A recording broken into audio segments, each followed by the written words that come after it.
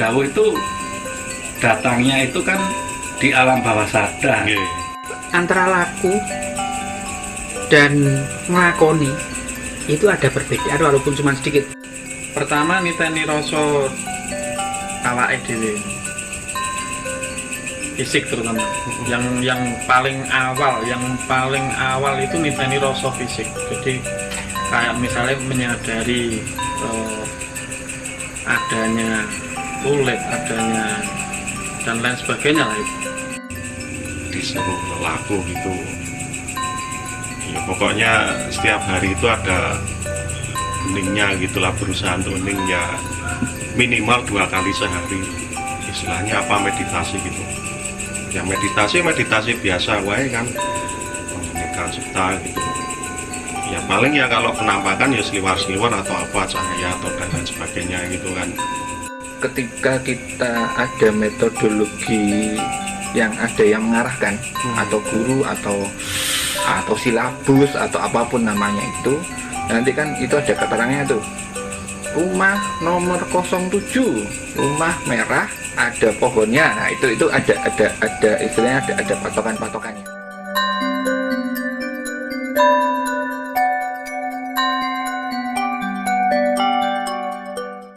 Laku sendiri menurut saya kalau secara kekinian ya, untuk anak milenial itu ya sekolah itu termasuk laku.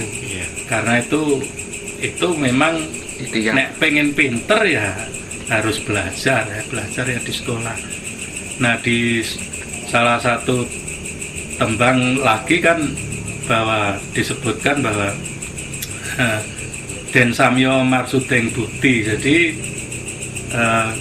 ya kita dianjurkan untuk mencari atau mendapatkan bukti itu kan apa ya, kebaikan, tingkah laku yang baik kan.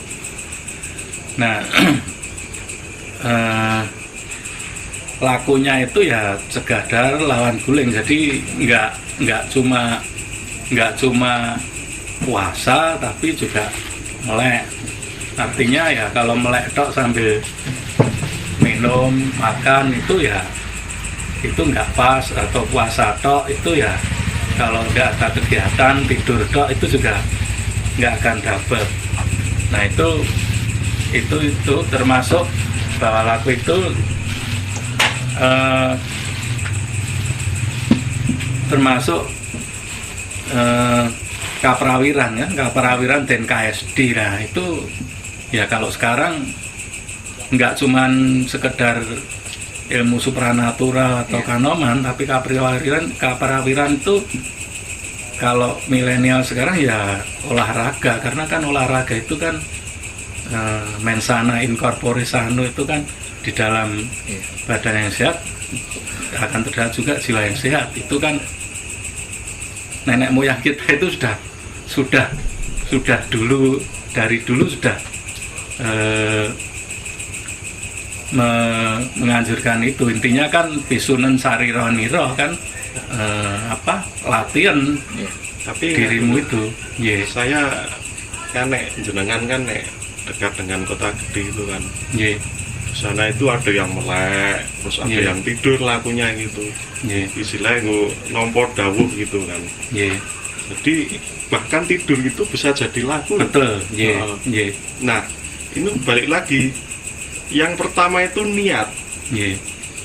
Nah berniat, niat lelaku ya ngopo gitu kan. Nah terus tekad. Nah niat neng rande tekad ya akhirnya ora kelakon. Balik lagi ke situ. Soal tata caranya, apa yang dilakukan itu menyesuaikan gitu. Betul. Kalau tidur itu karena kan gini, itu kan soal metode lagi. Metode. Ada orang yang bisa dengan semedi, dia akan mendapatkan yang disebut dengan tadi dawuh tadi itu. Aneh nek yang belum atau tidak punya metode itu, corone itu kan dawuh itu datangnya itu kan di alam bawah sadar. Nah menuju alam bawah sadar itu kan nek kalau orang yang biasa yang sudah punya metode dia semedi, tapi nek ndak punya metode, ayo tidur itu dia akan di alam bawah sadar sehingga frekuensinya akan nyampe seperti gitu. itu. Nambah dikit tentang kaprawiran tadi. Jadi kalau saya sih memaknai kaprawiran itu kalau zaman sekarang itu yang skill. Jadi skill itu persamaannya kalau bahasa zaman dulu kaprawiran itu. Jadi itu keahlian. Ya bisa Kalau masuk menurut juga. saya, kaprawiran itu bukan bukan masalah skill iya, tapi di dalam kaprawiran itu bukan melulu skill, Profesionalitas. profesionalitas. Iya. Jadi apapun yang akan terjadi dihadapi. Prawiro, Iya. Integritas. ya itu dalam itu mencakup banyak sekali kaprawiran itu. Jadi apapun resiko yang dihadapi itu akan dihadapi. Iya. Orang tinggal gelanggang corong payu. Iya. Kalau menurut saya juga, kalau menurut saya antara laku dan ngelakoni itu ada perbedaan walaupun cuma sedikit. Iya. Contohnya begini, kalau kita sekolah itu termasuk dalam ngelakoni. Kok ngelakoni? Iya, karena SD itu berapa? 6 tahun. Ya. SMP 3 tahun itu ngelakoni karena ada batasnya. Ilmu yang dicari itu kan ada puasa 40 hari untuk ini untuk apa? Itu ngelakoni. Nah, kalau laku itu yang kita lakukan tiap hari untuk menyesuaikan frekuensi, melatih diri kita untuk bisa mengasah semuanya yang ada di diri kita biasa. Nah, laku kalau di sekarang ya belajar. Setelah katakanlah S2, S3 lah. Tapi kan tidak berhenti di situ. Belajarnya masih. Tetap belajar. Itulah lakunya itu belajar. Betul. Kalau sekolahnya itu ngelakoni. Jadi itu perbedaannya. Nah, ini Mas Hada gimana itu pengalamannya laku itu bisa diceritakan sidik-sidik mumpung jadi bintang tamu gitu loh. Enggak setiap hari loh. Jarang laku malah. Ya apa lah ngomong. Melayu berarti. Ayo, heeh. Kalau di saya itu lebih seringnya itu niteni rasa ya. Jadi lebih ke apa ya? Kalau dulu itu emang belajarnya itu pertama niteni rasa awake dhewe. Fisik terutama. Yang paling awal itu niteni rasa fisik. Jadi kayak misalnya menyadari adanya kulit, adanya dan lain sebagainya lah itu. Itu sampai nanti menuju ke niteni adanya getaran. Maksudnya getaran itu kayak misalnya dawuh itu kalau di saya itu memang termasuknya getaran. Jadi bukan dawuh secara langsung lek prono gitu, malah belum pernah kayak gitu ya, belum pernah kayak gitu. Masing-masing. Nah itu lebih ke getaran, yaitu kerentek Ini aneh. juga rentek nih. Nah, itu. Kalau Tergantung HP nih. Ada yang bisa dipakai untuk telepon aja sama SMS, ada yang bisa WA, terus ada yang bisa buat video call. Nah, itu mungkin tergantung HP mungkin masing-masing. belum mencapai ke sana ya bisa jadi. Anek galau dititeni ora? Pas galau. Nah, galau ya tetap dititeni kayak gitu. Ada rasa kayak gitu ya tetap. Nah, kalau itu niteni itu kita nggak bisa campur tangan, nggak Yalah, bisa ya. campur. Gini. Kalau itu kan hasil dari lakunya. Kayak niteni bisa ini itu adalah hasilnya. Tapi kan mumpung ini lagi bahas laku nih, biasanya metodologi apa yang dilakukan untuk Mencapai niteni untuk gitu. niteni. Bisa niteni. Bisa niteni itu. Bisa nih Iya, metodologinya. gini nak niteni itu ataukah pakai enggak. merokok santai atau Nah itu pakai nggak ada, tiduran. maksudnya gini. Nah dalam apa nih, dalam bukan ajaran sih maksudnya itu nggak ada suatu metode khusus. Emang nggak ada suatu metode khusus misalnya harus meditasi segini, itu enggak. Tapi emang setiap saat kita berusaha untuk niteni. Jadi emang ya mungkin nggak dibilang itu meditasi, mungkin bisa meditasi, tapi emang itu setiap saat. Jadi setiap saat kita melakukan, kalau di apa ya, dulu pernah baca itu kalau di Buddhis atau apa itu kayak meditasi kesadaran atau apa itu. Nah, kayak vipassana. gitu. Vipassana ya, terus kayak gitulah kan. Ya mungkin itu metodenya seperti itu.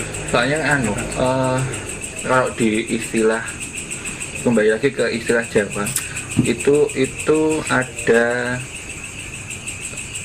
kalau lelaku itu kan ada waktunya gitu.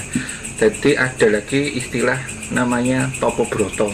Topo broto itu digunakan, istilahnya adalah istilah fatality ini nek istilah silat itu TC ini mas, apa? Pelatihan khusus yang memang harus dalam waktu sekian, harus benar-benar terus sehingga mendapatkan hasil sekian. Kalau istilahnya di Jawa itu namanya fatality-nya topo broto. Jadi istilahnya dia benar-benar melakukan sesuatu hal optimal untuk mendapatkan sesuatu hal dengan kurun waktu tertentu. Ya sasarannya masih sama dengan lakoni itu. Iya. Dan lakoni itu kan dari poso apa sampai nanti penutupnya itu kan biasanya pabrik geni ya, Iya. boleh gitu Atau ngebleng biasa Iya. penutup itu. penutupnya. Istilahnya topo broto nih lah. Ya, TC ini. nah itu ya tadi sih laku dan lakoni. Memang kalau laku itu memang Seumur hidup. ya seumur hidup, perjalanan seumur hidup. Kalau melakoni, nah ini ada apa, kalau saya dulu pernah itu ada tetangga yang dia memang lakunya seperti itu. Dia ya nggak tahu dapat bong, ya nggak cerita, maksudnya nggak cerita asalnya itu dapat Dari mana? itu pokoknya dia cerita bahwa hidupnya itu, kehidupannya itu dari sungai. Ya udah dia cuma di sungai itu aja, cari rezekinya di situ. Nah kalau dihubungkan balik ke kekinian itu ya ternyata cocok ya kita, bahwa kita memang sudah sejak dulu itu diajarkan untuk meningkatkan kapasitas diri. Jadi dengan laku itu. Nah, Ya. jadi nganu ya apa?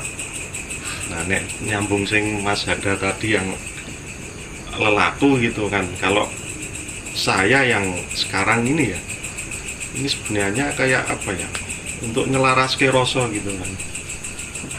Nah, cuma ya lakune kuwi sik yang jenengan bilang itu niteni rasa itu, ngerasake rasa itu dhewe gitu kan.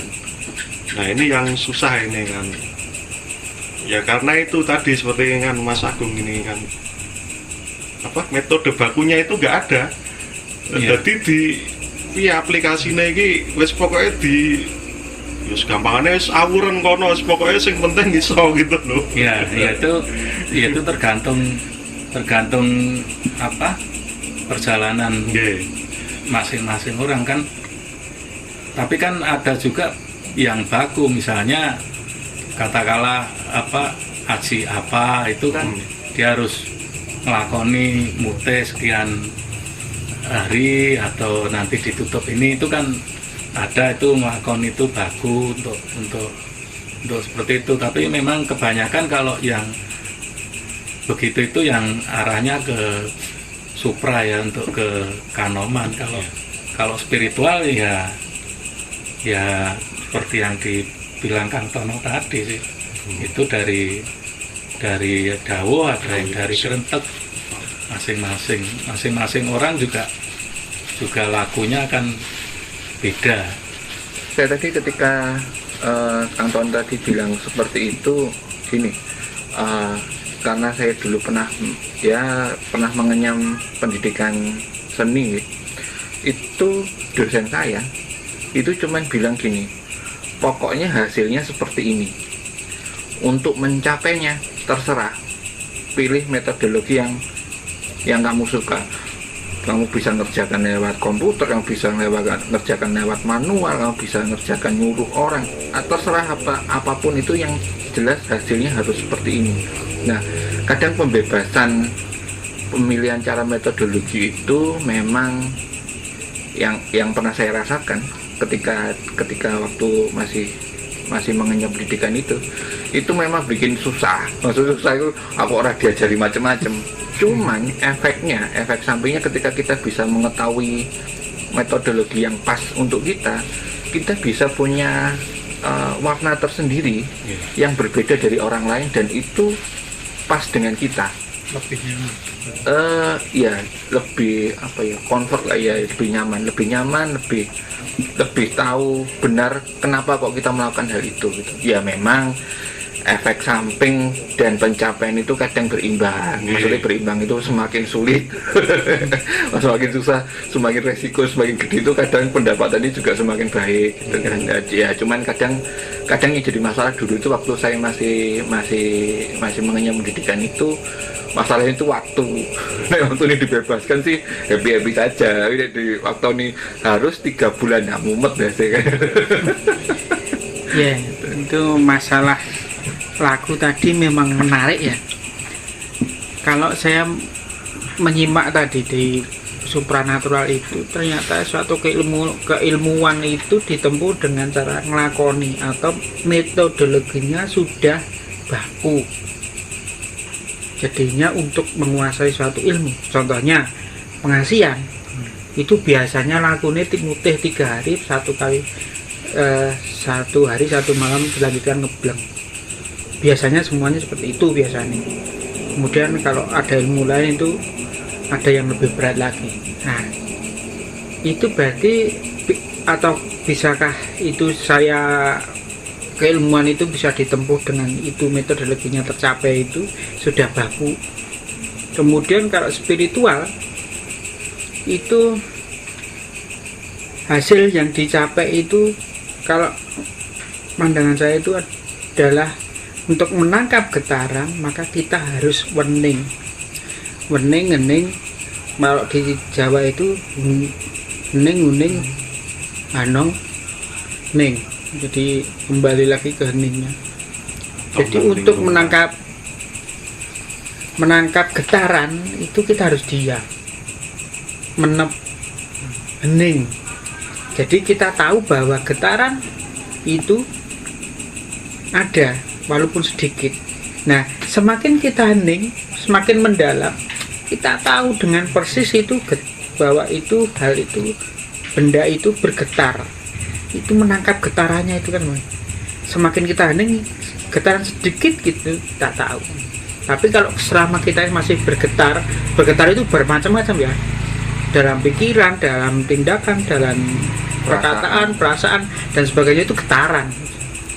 Itu kalau bisa hening, menep, maka getaran yang di luar akan didapat.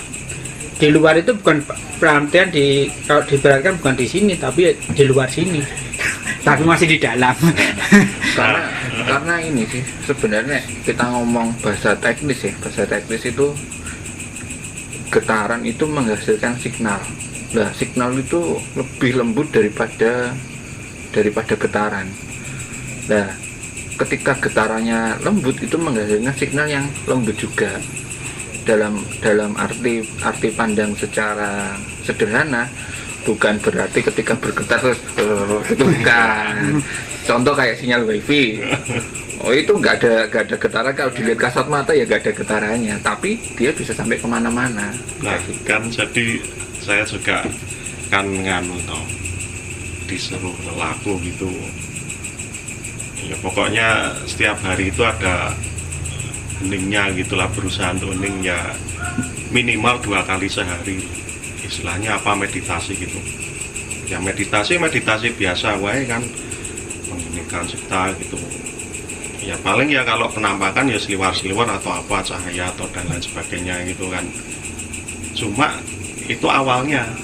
Nah, yang terpenting itu malah sesudahnya itu fase yang saya sebut fase kontemplasi. Setelah itu terus ya lenggo santai wae karo ngerileks ke karo datudut. Nah, biasanya petunjuk itu datangnya dari situ. Karena pikiran kita sudah rileks. Akhirnya loh jebul koyo ngene gitu kan. Nah, sebenarnya kan kalau yang meditasi itu kan kita istilahnya fokus kan, itu kita berusaha untuk mencapai menyelaraskan frekuensi gitu kan. Gampangannya ya tekan ngarep lawang itu ndodok gitu kan. Kita istilahnya wun gitu kan, ndodok gitu kan. Ajeng ketemu mak niki ngono Mas. Nah, fase kontemplasi itu kita mendengarkan jawaban. Ya caranya ya dengan santai itu, sesantai-santainya, serileks-rileksnya, bebas arep ngopo wae, tapi sementing rasa itu tetap dijaga frekuensinya gitu. Gini sih. Nah begitu. Ya ini sih, masukan itu memang ketika kita istilahnya belajar tanpa istilah ada panduan nih, maksudnya ada panduan. Kadang kita itu bingung untuk benar istilahnya tadi ketika mau bertamu itu ndodok pintu gitu kan. Tapi permasalahannya yang sebenarnya dalam tanda kutip itu sangat luas sekali dan itu perlu pendalaman yang sangat dalam, itu adalah itu rumahnya siapa. Nah, itu loh yang jadi masalah. Itu nganu sih, apa istilahnya? Maksudnya gini. Kita step-step kan, Iya, bertahap kan. maksudnya gini. Yang saya maksudkan itu rumahnya siapa itu adalah ketika kita ada metodologi yang ada yang mengarahkan, atau guru atau silabus atau apapun namanya itu, nanti kan itu ada keterangannya tuh. Rumah nomor 07, rumah merah, ada pohonnya. Nah, itu ada istilahnya ada patokan-patokannya. Kalau di tataran rasa itu kita sendiri yang meniteni. Itu kan istilahnya kan oke, kalau anggapan kita bahwa oh ya seperti ya ini rumah si A. Tapi beberapa waktu kemudian seiring berjalannya waktu kita akan sadar, oh sebenarnya ya dudu mung memper rumahnya A. Tapi itu sebuah pembelajaran bagi kita gitu. Ya itu berdasarkan pengalaman kali ini kan. Iya, karena belajar sendiri itu berarti trial and error gitu. Iya, trial and error. Baik, begitulah tentang laku. Mungkin kita akan perdalam lagi tentang laku di episode berikutnya. Sampai jumpa.